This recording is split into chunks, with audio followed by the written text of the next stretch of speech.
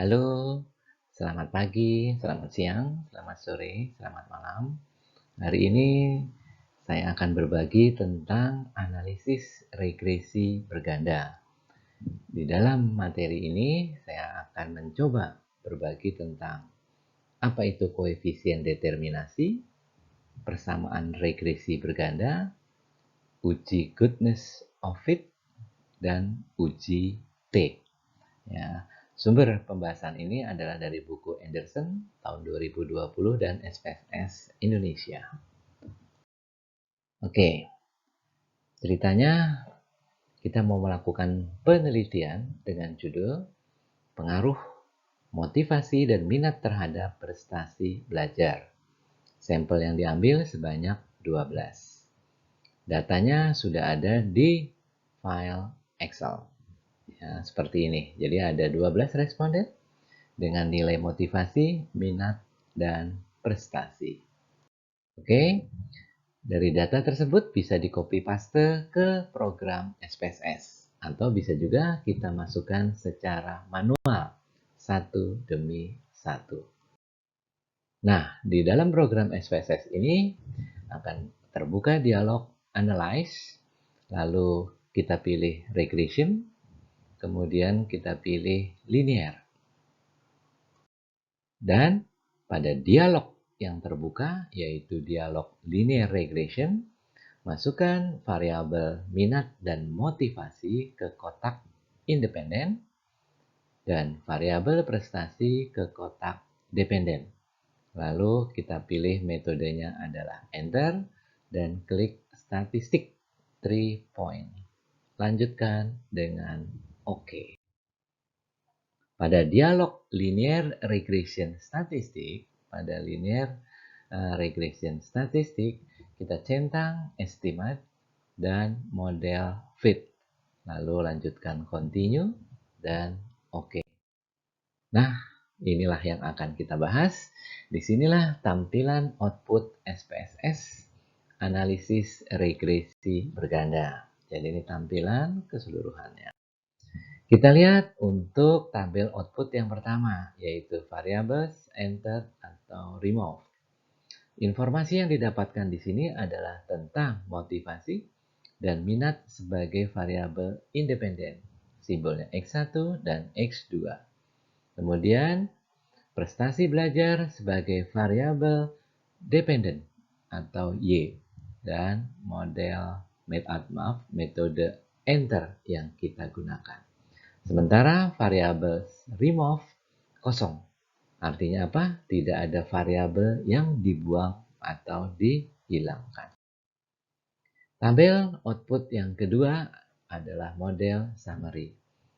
Di sini informasinya adalah koefisien determinasi. Ini informasi pentingnya, yaitu menjelaskan kontribusi pengaruh variabel minat dan motivasi secara simultan terhadap variabel prestasi belajar. Nilai R-square berasal dari pengkuadratan nilai koefisien korelasi sebesar 0,916 yang menyatakan hubungan antar variabel sangat kuat.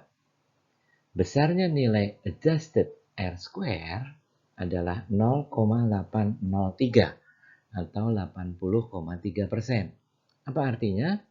Variabel motivasi dan minat secara simultan berpengaruh terhadap prestasi belajar sebesar 80,3% dan sisanya 19,7% dipengaruhi oleh variabel lain di luar persamaan regresi atau variabel yang tidak diteliti.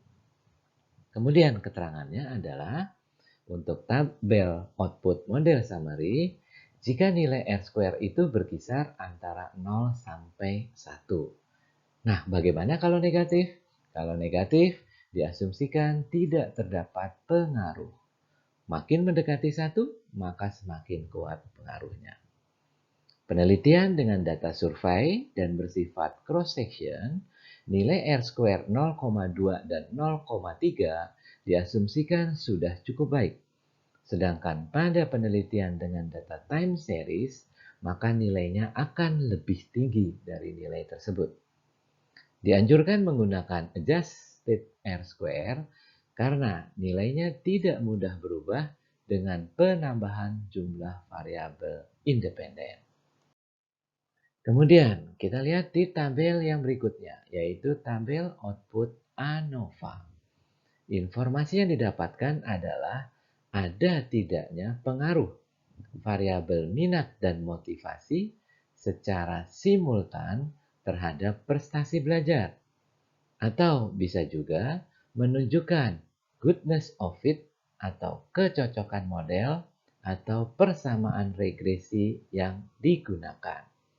Dasar pengambilan keputusannya adalah berdasarkan pendekatan p-value karena nilai sig-nya atau p-value-nya lebih besar dari 0, karena nilai sig-nya atau p-value-nya sebesar 0,000 lebih kecil dari alfa 0,05, maka H0 ditolak. Jadi model dikatakan fit. Berdasarkan pendekatan critical value, karena F hitung sebesar 23,450 lebih besar dari F tabel yaitu 4,26, maka H0 ditolak. Jadi model dikatakan fit. Bagaimana mencari degree of freedom-nya? Ada dua di tabel F, yaitu df1 sama dengan K, yaitu dua variabel bebas, dan df2-nya adalah N min P min 1, di mana P ini adalah sama dengan K, yaitu jumlah variabel bebas, yaitu 12 dikurang 2 dikurang 1 sama dengan 9. Sehingga F tabel nilainya adalah 4,26. Kita cukup lihat degree of freedom di dalam tabel ANOVA, yaitu untuk regression DF-nya 2, untuk residual DF-nya 9. Sementara jumlah sampel kita ketahui adalah 11 plus 1, yaitu 12. Untuk tabel output koefisien, apa yang kita dapatkan? Informasi tentang persamaan regresi dan ada tidaknya pengaruh variabel minat, dan motivasi secara parsial terhadap prestasi belajar.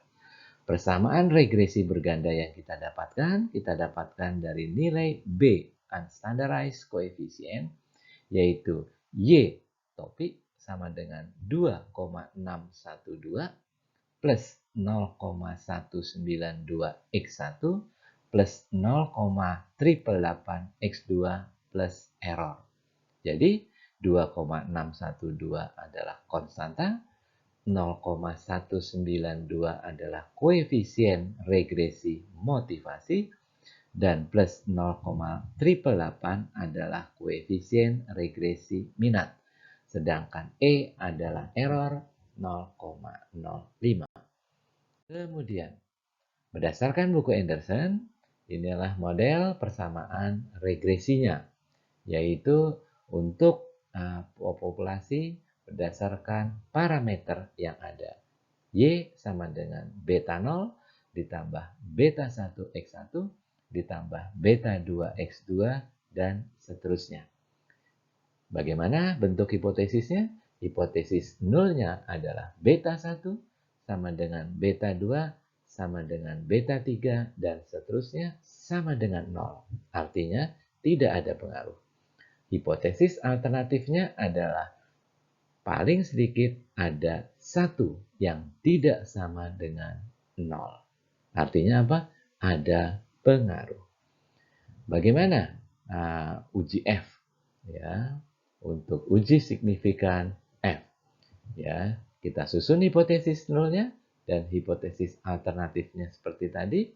Bagaimana mencari F hitungnya? Mean square regression dibagi mean square error. Bagaimana rejection rule-nya? Berdasarkan pendekatan p-value, H0 akan di-reject jika p-value lebih kecil sama dengan alpha, dan berdasarkan pendekatan critical value, yaitu H0 akan di-reject jika F hitung lebih besar atau sama dengan F alpha, di mana degree of freedom-nya adalah berapa variabel bebasnya dan berapa N dikurang P dikurang 1. Oke, inilah tabel ANOVA dari hasil uji regresi berganda. Ya, terdiri dari sumbernya regression error, sum of square-nya, sum square regression, sum square error, degree of freedom-nya P adalah jumlah variabel bebas. Untuk regression, untuk residual atau errornya adalah N dikurang P dikurang 1. Mean square regression, mean square error, mereka dibagi menjadi nilai F hitung. Bagaimana uji T-nya? Uji T-nya adalah H0-nya adalah beta 1 sama dengan 0, artinya tidak ada pengaruh. H alternatifnya adalah beta 1 tidak sama dengan 0, artinya apa? Ada pengaruh. Kemudian dicari nilai T hitungnya, yaitu koefisien regresi variabel tersebut dibagi dengan standar error atau standar regresi variabel tersebut. Bagaimana rejection rule-nya? Berdasarkan p-value, H0 akan di-reject jika p-value atau signifikannya lebih kecil sama dengan alpha, dan berdasarkan pendekatan critical value, H0 akan di-reject jika T hitung, min T hitung, lebih kecil daripada min T alpha per 2, dan jika T hitung lebih besar sama dengan T alpha per 2. Kenapa alpha per 2? Karena ini adalah two-tail, uji dua arah. Bagaimana degree of freedom-nya? Degree of freedom-nya adalah pada saat alpha per 2 sehingga T alpha per 2, dan degree of freedom-nya adalah sampel N dikurang P variabel bebas dikurang 1. Jadi P adalah jumlah variabel bebas. Untuk tabel berikutnya yaitu koefisien. Dari tabel output koefisien, maka kita lihat hipotesis pertamanya, tidak ada pengaruh signifikan motivasi terhadap prestasi belajar. Berdasarkan apa? P-value. Nilai signifikannya adalah 0,395, lebih besar dari alfa. Dan nilai T hitungnya adalah 0,894, lebih besar dari T tabel 2,262. Bagaimana mencari T tabelnya?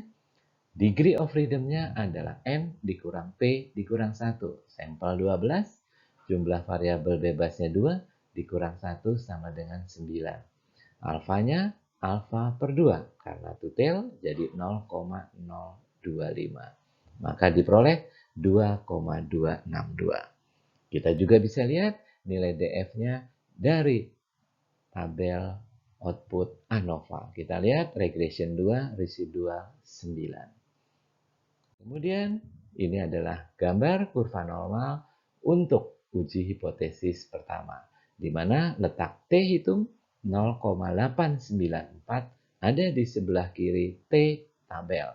T tabelnya 2,262. Di sebelah kanan T tabel adalah area yang berpengaruh positif. Kemudian, untuk tabel output koefisien hipotesis kedua, ada pengaruh signifikan minat terhadap prestasi belajar berdasarkan p-value. Nilai sig-nya adalah 0,006, lebih kecil dari 0,05. Berdasarkan critical value, nilai T hitungnya adalah 3,567. Lebih besar dari T tabel. Oke, ini adalah gambar ya, kurva normalnya, di mana letak T tabelnya adalah 3, T tabelnya adalah 2,262, kemudian T hitungnya adalah 3,567. Di mana letak T hitung? T hitung ada di sebelah kanan T tabel, maka ada di wilayah area berpengaruh positif. Tabel output koefisien, pengaruh positif disebut dengan pengaruh searah.